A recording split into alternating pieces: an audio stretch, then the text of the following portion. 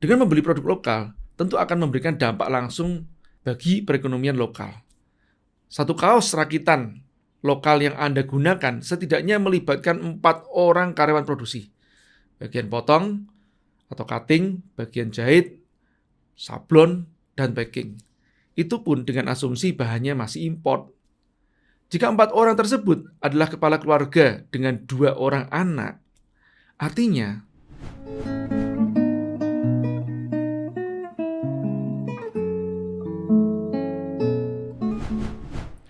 Anda produsen, order naik turun, harga digencet abis, bayarnya mundur banget, digempur produk impor lagi. Ya itulah nasib pahlawan kedaulatan produksi kita. Kalau cuma cari praktis, beli aja produk Cina, murah, lagian udah banyak yang berkualitas. Tapi jangka panjangnya kita akan ketergantungan kepada impor dan nggak punya kemandirian ekonomi. Terus apa masalahnya? Salah satunya adalah berkurangnya lapangan pekerjaan. 99,7% industri di Indonesia adalah industri kecil dan menengah, alias IKM. Kontribusi IKM kita menyerap 10,3 juta tenaga kerja, setara dengan 62,25% dari total tenaga kerja di sektor industri di Indonesia.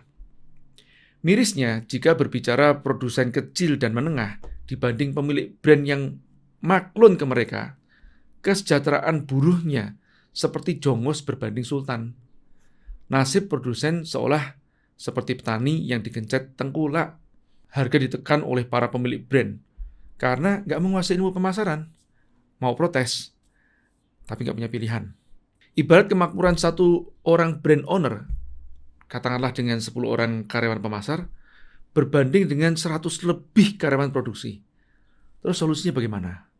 Idealnya adalah konsep fair trade. Apa itu? Sertifikasi sebuah brand akan ketoyiban proses suatu perusahaan. Bukan sekedar cari murah, tapi juga memperhatikan kesejahteraan buruh, kelayakan bahan baku, proses produksi, dan dampak lingkungan. Konsep fair trade seharusnya menjadi konsep kita orang timur yang tenggang rasa. Namun kenyataannya justru kebangkitan perdagangan yang adil itu lahir dan marak di Eropa. Jadi, prakteknya kita ini lebih kapitalis dibandingkan bangsa barat. Idealnya, pembeli bukanlah bangsa barbar yang sadis menekan harga, melainkan mencari keberkahan dari tiap barang yang dibelinya. Pernah dengar statement ini nggak? Belilah dari tetanggamu meski sedikit lebih mahal.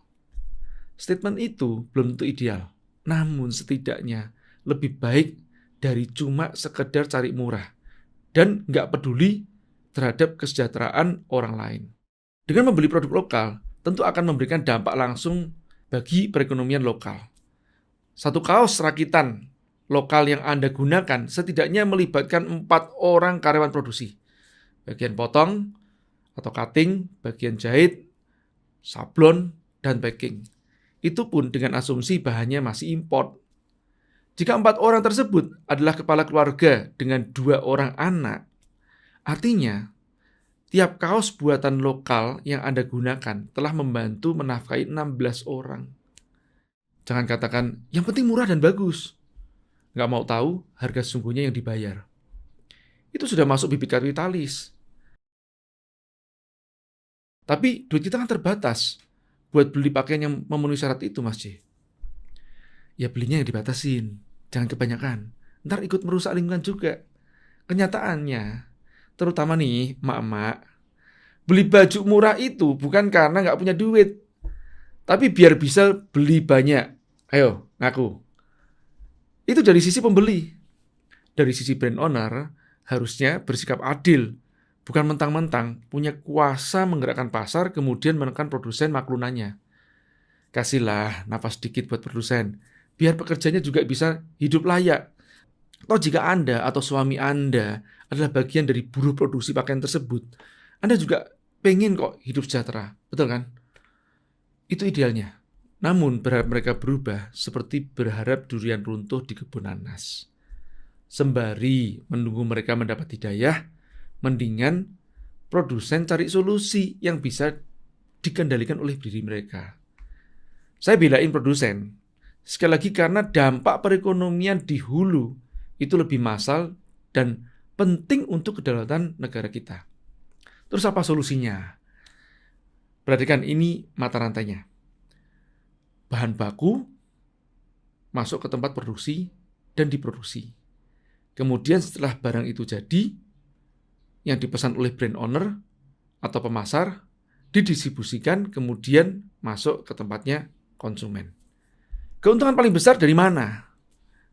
Misalnya struktur cost harga kaos katun bambu nih. HPP satu kaos Rp40.000 dari produsen ya. Dijual ke brand owner Rp50.000. Dijual ke konsumen Rp120.000. Ini dengan asumsi biaya pengiriman sama-sama ditanggung oleh masing-masing dan itu dihitung bulky. Produsen dengan 4 orang karyawan untung Rp10.000 per kaos.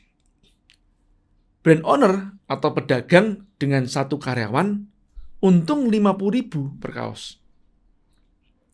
Jika produsen belajar dikit ilmu pemasaran dan bisa jadi semi brand owner, belum full brand owner, menjual dengan harga lebih murah, maka harga jual jadi lebih terjangkau juga untuk konsumen dan keuntungan bisa lebih besar. Jauh! Hitungannya jadi begini nih. HPP satu kaos Rp40.000. Dijual ke konsumen Rp100.000. Lebih murah nih, lebih terjangkau. Untuk kotor Rp60.000. Masih bisa untuk mengcover biaya pemasaran dan tetap lebih untung. Dampak lain, bisa bersaing dengan produk import. Apa yang harus dipelajari untuk menjadi semi brand owner? Saya sebut semi karena memang belum full, tapi setidaknya ini bisa menjadi jalan pintas untuk memperlancar cash flow Anda. Jadi, belum bisa disebut sebagai profesional brand owner. Yang pertama, riset pasar dan produk yang sedang laris. Anda bisa menggunakan marketplace dan sosial media, tapi jangan terjebak di sana. Yang kedua, mendesain brand yang sederhana. Yang ketiga, mempelajari display produk yang layak jual itu seperti apa sih secara online. Dan yang keempat, sedikit paham sosial media marketing. Yang kelima, membangun multi-channel distribusi. Anda bisa gunakan keyword tersebut untuk mencari materi-materi via YouTube. Atau mau belajar offline bersama saya, secara langsung dan gratis. Alhamdulillah atas kebaikan JNE, saya mendapatkan amanah untuk roadshow 10 kota di Jawa.